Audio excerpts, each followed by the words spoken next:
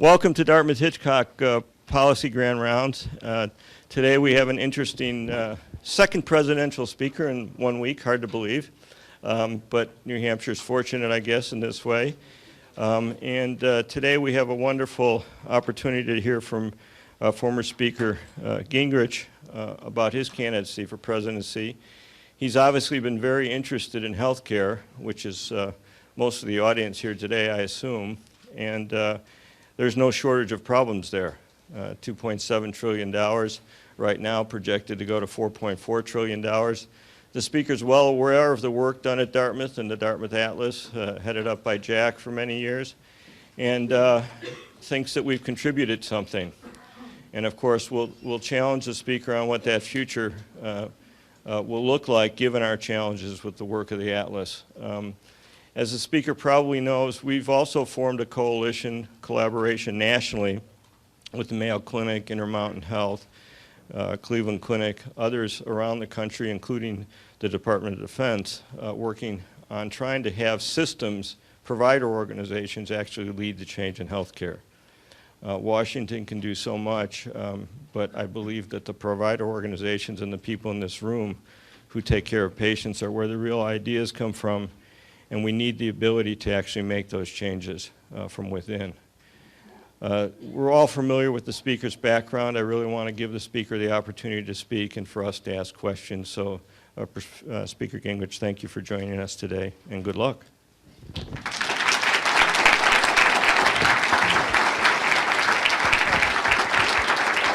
Thank you.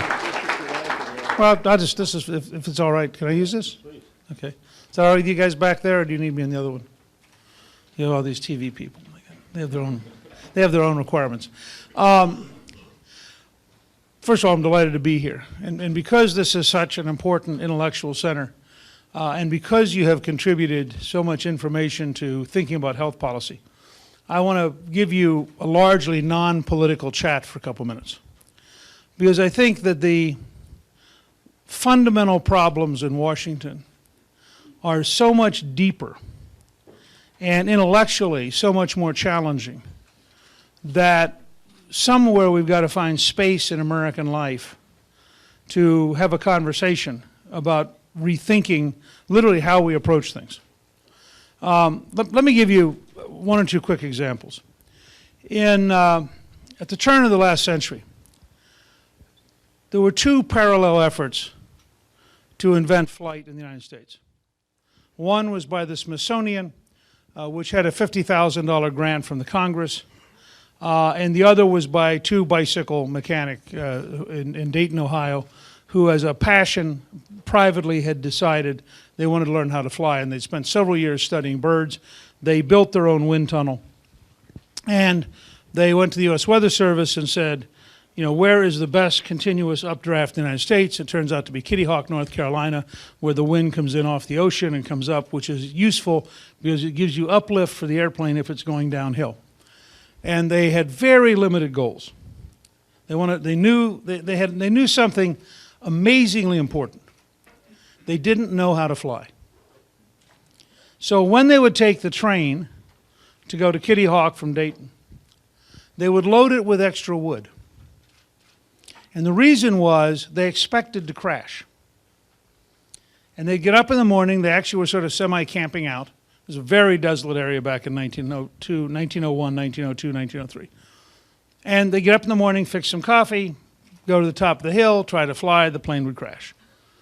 They would stop, they would talk about it, what went wrong, to have a theory, a little modification, rebuild the plane. They would do this 5, 6, 7 times a day. Finally, in December of 1903, they had the first powered flight in history. It flew shorter than the wingspan of a Boeing 747. It never got high enough to have crossed the fuselage of a Boeing 747. And it was slow enough that the one brother ran along next to the plane, prepared to make sure the wing didn't tip and flip the plane over to kill his brother. Now, once they had gotten the first theory down, they made progress so rapidly that by the summer of 1907, they flew around the island of Manhattan and 1 million people saw an airplane for the first time. In December of 1903, the Associated Press wrote a very short story that said, you know, from the local stringer who'd been watching with great amusement, that the Wright brothers flew today.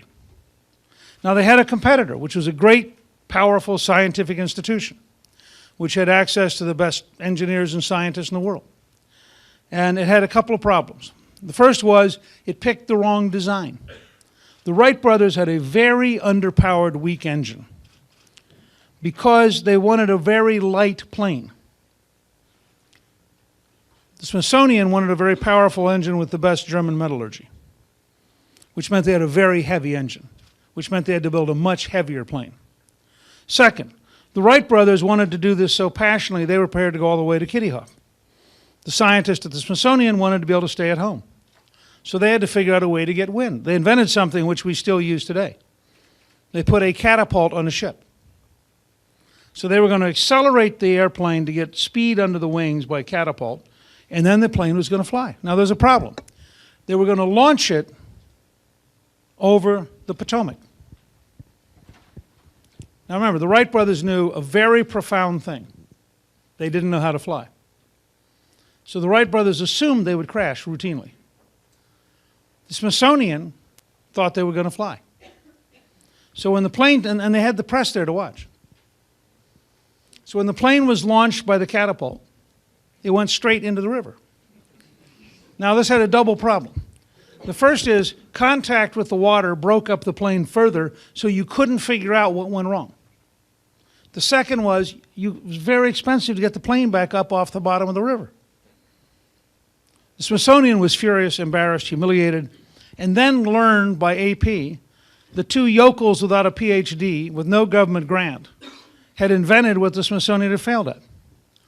The Smithsonian reaction was so negative that for 37 years the Wright brothers would not give them the plane. It now is in the Air and Space Museum. You see the original Wright Flyer at the Air and Space Museum. Now why am I telling you this? Great innovation is decentralized, semi-spontaneous, led by unique people doing unique things. Large, bureaucratic, centralized systems are inherently control-oriented and inherently unwilling to take unique risks. The challenge you have is all the data you're gathering is terrific. I'm for it. I use it. I actually am glad they're starting to move towards making Medicare data on a depersonalized basis more available because the whole country ought to know data. I believe in transparency of cost and quality for all health transactions. So I'm happy to go in that direction. The problem is the intellectual bias in this country today is in favor of rational economic bureaucracies, which somehow make wise decisions, which is antithetical to virtually all of human history. All bureaucracies become political. All bureaucracies acquire self-interest. All bureaucracies impose ideologies. Whether you're right or left, whether you're Christian or non-Christian, they all end up. It's a wonderful book by Anthony Jay called Management of Machiavelli, arguing that all human institutions are similar. The great eras of American creativity combined this unique combination of government subsidy of very large-scale innovation and enormous decentralization of activity. We're on the edge of a revolution in biology on a scale which will make the physics revolution of the 20th century look tiny. Our ability 30 years from now to have truly personalized medicine will be unimaginable compared to what we do today. And we'll look back at the olden days, just as those of you who are old enough to remember pre-television, when they actually had radio networks, can vaguely remember what it was like to have radio shows where you used your imagination, and where the Marshall Dillon was played by a 5'6" overweight guy with a really great voice, who later became canon on television. They couldn't use him as Marshall Dillon on TV because it would have been an absurdity. You don't want a centralized bureaucratic solution because it will inherently be politicized, and while it will achieve an adequate generalized result, it will crush the scale of innovation that we're on the edge of, and it will ultimately move against highly personalized medicine, because it is the nature of bureaucracies to deeply dislike highly personalized systems. And they just crowd them out. Now, I say this having worked very closely with the U.S. military since 1979 on designing decentralized command systems. And you look at the level of authority we give sergeants in the U.S. military today, and you compare it to the military of 1979, it is astonishing how much we've decentralized. And we've decentralized it while giving them satellite access to national command information systems. So on the one hand, we have this brilliant combination of worldwide data flow to local situational awareness in a way which is astonishing. In an ideal world, that's what you want to have happen in health. You want to be able to, on the one hand, have the most rapid dynamic research system. On the other hand, you want to have continuous education, which means, by the way, all the medical schools should rethink themselves from the ground up. I mean, the medical schools are all profoundly, I think, obsolete. And you start with a simple model. None of you are ever going to get educated. It's not possible. I mean, whatever you're transients.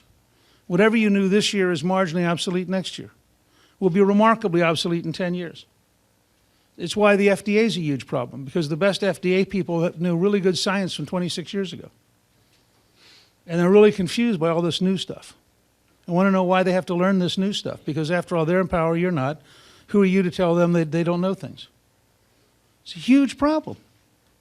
And you start creating intersections. You take, for example, the question of what you're going to do with regenerative medicine when tied into medical devices, and which part of the FDA does that go to? You take brain science, and what it's potentially going to teach us about virtually every aspect of being human. And where does it fit in the bureaucratic box? And how much would you have to learn if you studied in 1990, and you were perfectly aware of all brain science in 1990? How obsolete would you be today? And how obsolete will you be in 4 years? So this is a really hard intellectual problem. I'll close with this two quick observations. And I know this is not a standard political speech, but I just think this is one of those rare moments I'm making all of our reporters who are eager for some soundbite that they can send out actually go through a set of ideas that have they don't fit at all what they think of as politics. They happen to fit what I think of as politics, which is a nation talking to itself about the range of challenges it faces and trying to actually come to grips with reality. So I'm going to leave you two last thoughts. Clinton and I created the Hart-Rudman Commission, which spent 3 years on a bipartisan basis looking out to 2025. It was the largest review of national security since 1947. And we went up to Harvard, to the Kennedy School at one point, and met with some people, one of whom had been the Undersecretary of Defense. And I really changed my entire approach to things. This was in 1999. Because this guy says to me, everybody in Washington worries about policy. Nobody worries about implementation. This is the point we're talking about coming in. He said, everybody has these fights over whether we're going to go right or we're going to go left. He says, nobody realizes the steering wheel's not connected to anything. And I was really struck with that. And I was very fortunate because I stepped down, and then when Bush took over, I had a number of friends, Tommy Thompson at HHS, Cheney and Rumsfeld, George Tenet at CIA. And I really got engaged in both national security and health from the inside. It's very different than being a congressman. Congressmen are the guys who are dangerous, who you want money from, so you go brief them to sell them on what you want or to try to hide what you don't want them to know. When you're inside as an advisor, people actually have to tell you something in order to get your advice. And so there's a totally different relationship. So I spent 6 years on both health and national security. I learned two things. The first is health is 10 times more complicated than national security. So you take Pakistan, nuclear weapons, Iran, the State Department, you name it, put that box over here. The health box is 10 times bigger, vastly more complex. The second thing I learned is none of the bureaucracies work. HHS doesn't work, DOD doesn't work. The military sort of works because life and death gives you a driving force. But you get outside the combat military, it doesn't, the rest of the system doesn't work either. The intelligence community doesn't work. The State Department doesn't even think about working. We had a fight over metrics at one point, and the reaction, and I'd actually gotten the Defense Department to pick up metrics as an idea, and we were carrying it through the National Security Council, and one of the guys came back and said, we just had this meeting with the State Department, and the Foreign Service officer said to us, we don't do metrics. Metrics is what you guys do. We do process. So take seriously this idea. We have to reinvent, rethink from the ground up. I'm fascinated with Strong America Now, which is a group dedicated to Lean Six Sigma, because we have to rethink from the ground up. What are the delivery mechanisms? How do you get this system to be modern? Last point. I am passionate that we take brain science as an opportunity seriously. There is no single investment which will do more to save lives and more to save money than an extraordinary commitment to brain science. And the reason is simple. The brain is the area that is the most complex. It's the area that we know the least about. The technology for understanding it's no more than 20 years old. And if we can make the right breakthroughs, it affects autism, Alzheimer's, Parkinson's, mental health. Just go down the list. These are all stunningly expensive problems.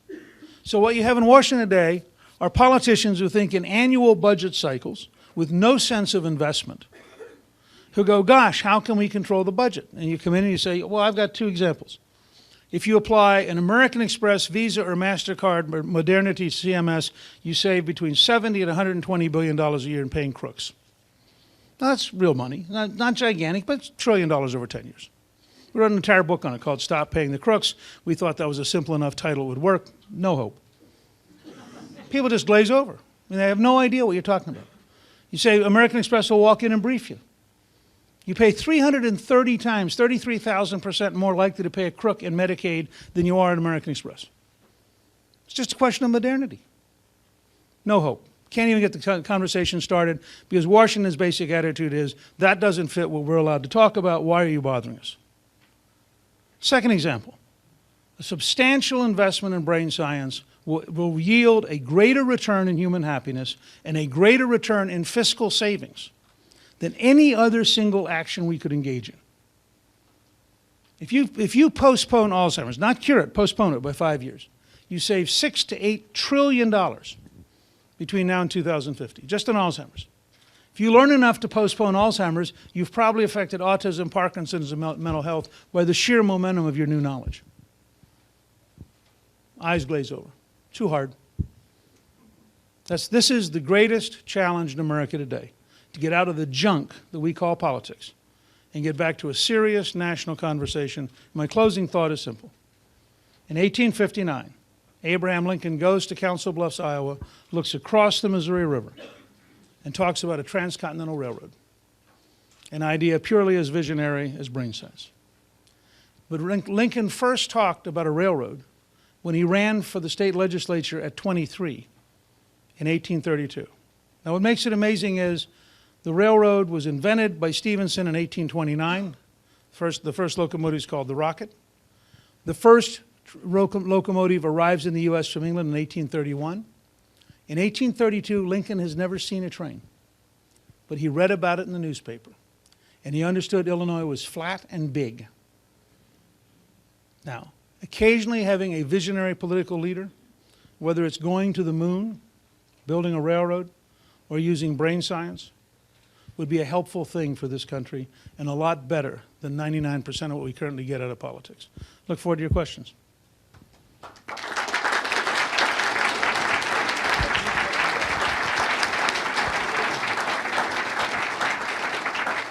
Thank you, Mr. Speaker. I often talk about healthcare airlines, which isn't the Wright brothers, but it has no instruments, it doesn't know where it's going, and we're all flying it. We don't have any measures in healthcare to actually tell us where we're going. You and I were fortunate to be on a committee that didn't go anywhere, an X-Prize committee looking at innovation in healthcare with Senator Bradley and a few others a few years ago, and I don't know what happened to that, but we need that innovation today.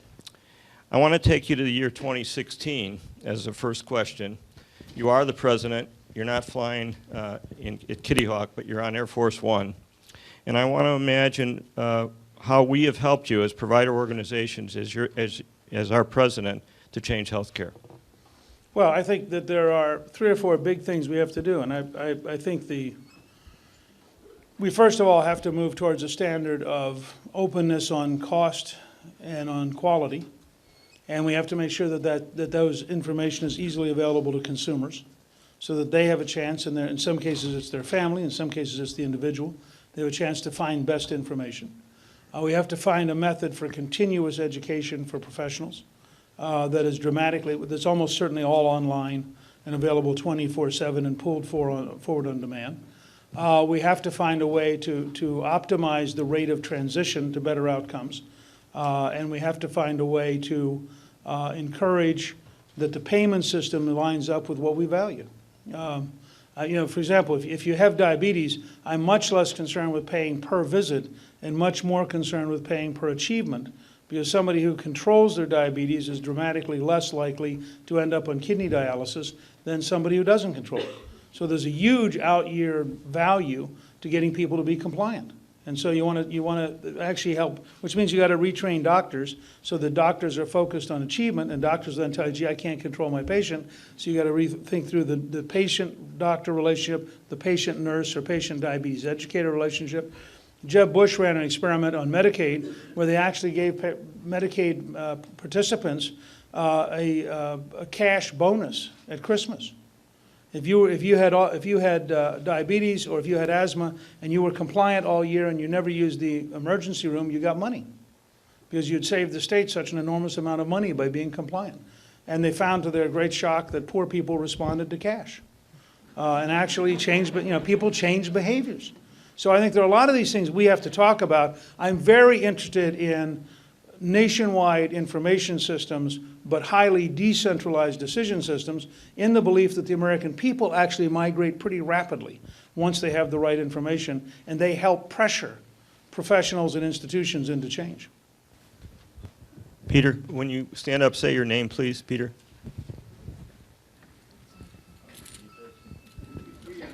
My name is Peter Merrill. I am a director in the Information Services Division here at Dartmouth-Hitchcock. I wanted to start off, Mr. Speaker, by saying I can see exactly why you were such a popular professor. It was I graded easily, is it? I'd like to return to your theme of having a conversation about important issues. As the person who I hold most responsible, or at least as responsible as any living person at the moment, for the current practice of conducting politics as if you were a suicide bomber engaged in a hostage negotiation, I would like to know how you would like us as a nation to engage in a democratic with a small d process to actually discuss issues as important as healthcare. I don't quite understand the first half of what you just said. I really don't. I mean, I think that's mythology. I happen to believe that under your tenure as Speaker of the House, the government was held hostage until you got what you wanted, or at least you attempted to hold it hostage. That practice has continued with many different parts of the congressional. Well, I'm glad you clarified it, because now I at least understand what you're referring to. So let me take you back to that as a prelude. In the 4 years I was Speaker, I worked directly with a liberal Democratic president. We passed welfare reform twice and he vetoed it. We passed it a third time, he signed it. When we finally got it to a point where he would sign it, the Democrats split exactly even, 101 yes, 101 no. The welfare reform we wrote, which was written, by the way, with the help of 4 governors, Allen of Virginia, Engler of Michigan, Thompson of Wisconsin, and Levitt of Utah, and is the only bill I know of, and this goes back to your question about how you get things done, was the only bill I know of in which we actually had the state experts who were going to implement the bill in the room with the drafters of the legislation, which the drafters frankly hated, because federal legislative drafters prefer arrogant ignorance to having to actually work with people who know what they're doing. And so the bill worked. 2 out of 3 people on welfare went to work or went to school. Child poverty dropped to the lowest level that it's been in modern times, because parents were actually rising in income. So that's 1. 2, We passed the first tax cut in 16 years and the largest capital gains tax cut in history. Unemployment dropped to 4.2%. 11 million jobs were created in the 4 years I was Speaker. Bill Clinton signed the tax cut. 3, Bill Clinton and I negotiated 4 consecutive balanced budgets, paid off $405 billion in debt, the only time in your lifetime that happened. Now, you had a liberal Democratic president, a conservative Speaker of the House, and we had tremendous conflicts. We also managed to reform welfare, cut taxes, create massive employment, and balance the federal budget for 4 years. I would argue that's the American political system at its best. Substantial conflict leading to conflict resolution. Substantial difference in ideologies leading to a synthesis which actually worked for the American people. I think that's a pretty good model for the future. I am appalled at the current mess in Washington. And I think part of the difference is that the Republican House is more ideological. Part of the difference is that Harry Reid is a total partisan as leader of the Senate, and the Senate is degenerated into an almost totally dysfunctional institution. And part of the difference is that Obama's had zero practice at negotiating. Bill Clinton had been governor for 12 years. He understood negotiating with the legislature. He got it. It's a very difficult, endless process. By the way, they were running 121,000 ads attacking me during this period. They were filing 84 ethics charges that were totally phony during this period. So Clinton had to endure my picking on him. I had to endure their trying to beat me up. And in the middle of it, we put those to one side, and we did a lot of good business for the American people. And I think that's how you have to do it if you're a real leader.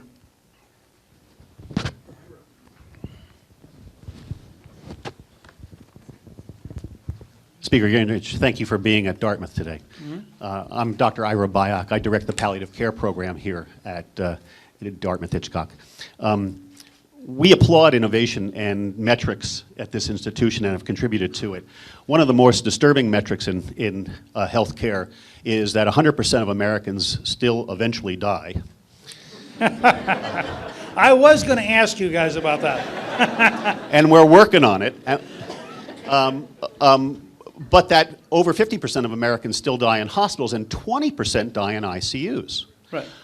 Our field of palliative care has applauded your statements over the years, particularly after your father-in-law died at Gunderson Lutheran in Wisconsin in 2006, about the personalized, individualized care that you received, and it was patient and family-centered, something that we take very seriously at this institution. We've been trying to implement that innovation here, with the assumption that there's nothing more intimate and decentralized, to use your terms, as that intimate conversation between doctor and patient. Your writings and your statements really applauded that concept right through April of 2009, but in the kerfuffle that surrounded the healthcare debate in August or the summer of 2009, you seemed to switch positions and actually support Governor Palin's characterization of the clause in the health care bill that would have Medicare support those intimate conversations of doctor and patient around end-of-life preferences, her characterization of it as a death panel. I just want to ask you to please clarify the record, and please tell me that you don't believe that those intimate conversations and advanced care planning in some ways represents coercion or death panels. No, but you just described two totally different things. That's exactly why I reinforced what she said. I don't understand. When we were here for the Dartmouth debate, on that very day, a panel said that in fact we don't need to use the test for prostate. And they issued a report saying it's not necessary. I get an immediate email from Andy von Eschenbach, who had been the provost at MD Anderson, the largest cancer treatment center in the world, the head of the National Cancer Institute, and the commissioner of the Food and Drug Administration. He says, this is a bureaucratic decision that is nuts. It is done by a panel that had nobody on it who was a cancer specialist and nobody on it who was a urologist. Now, that's what I'm referring to. The idea that a group would say, because this was a group decision, on balance, there are certain risks involved with this test, and therefore it's not really a very useful thing to do. But for 10 to 12% of males who have an aggressive form of prostate, it is in fact a very useful test and may well save their lives. Now, my point is, I am totally for the Gunderson Lutheran model, which is decentralized, not budget related, involves no statement from the hospital what a good or bad treatment is, and has the family and the doctor have a personal, intimate conversation about the appropriate context. They do exactly what you're talking about. They have palliative care. They have an electronic health record so everybody knows what the final decisions are. They work things through with the family and with the patient. The experience we had with Callista's father was a very sensitive, very caring thing. The entire team gets it, so every nurse got it. I mean, it was a very, very emotional process to go through. I am willing happily to support that and to suggest that that should be something supported by Medicare. If it's done in a totally decentralized way with no bureaucracy from Washington defining the terms. But the second you start telling me, like the British model, that we're now going to decide what's appropriate for breast cancer and what's inappropriate as a group decision, arguing on statistics, this is the danger of statistical data. Because personalized medicine may say that for you as a unique individual, this is exactly the right therapy, although for the next 1,000 people, it's not all that relevant.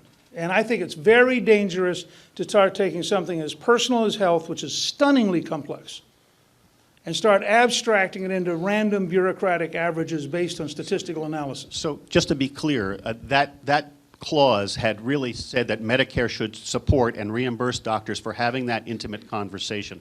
And I think I just heard you to say that you actually thought that that was a good idea.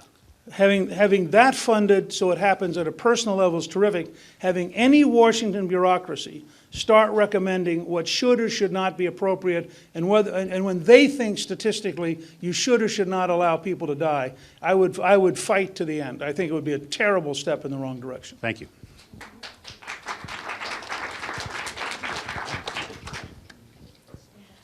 My name is Meg Curtis, and I am here today because of a promise that I made 5 years ago. If I were to say the word Alzheimer's disease, many of us in this room would get it immediately. I believe that perhaps you do. 5 years ago, my young husband at age 59 was diagnosed with early onset Alzheimer's. I promised him at that time I would keep him home until the end and that I would not have my voice silenced until we could find a cure for this wretched monster Alzheimer's, as I call it. Immediately upon his diagnosis, we went online and ended up at Boston University, and I worked and still work very closely with Dr. Bob Stern, who was the clinical core director down there of the Alzheimer's Disease Center. I believe in research. I believe. We took part in more clinical research studies than you can imagine, and we did it because he wanted to help others. My husband was always a very committed man, committed to others and everyone's well-being. That being said, going into it with high hopes, it did not work. I only had him for 4 short years. Now, I'm on the bandwagon for research, and I will make a comparison for you. This year, the federal government spent $3.2 billion on HIV/AIDS research, with 10,000 lives lost. That's wonderful compared to where we started back in the 80s. Now this year, the federal government spent $485 million on Alzheimer's research, and we had a mortality rate of 80,000, and it's growing at epidemic proportions. The baby boomers, and there's many of us in this room, we're going to put Medicare to the test with so many more diagnoses of Alzheimer's disease. And I'd like to know, sir, what are your plans for federal funding for the research for this monster Alzheimer? Well, let me say, first of all, I'm really sorry to hear about your husband.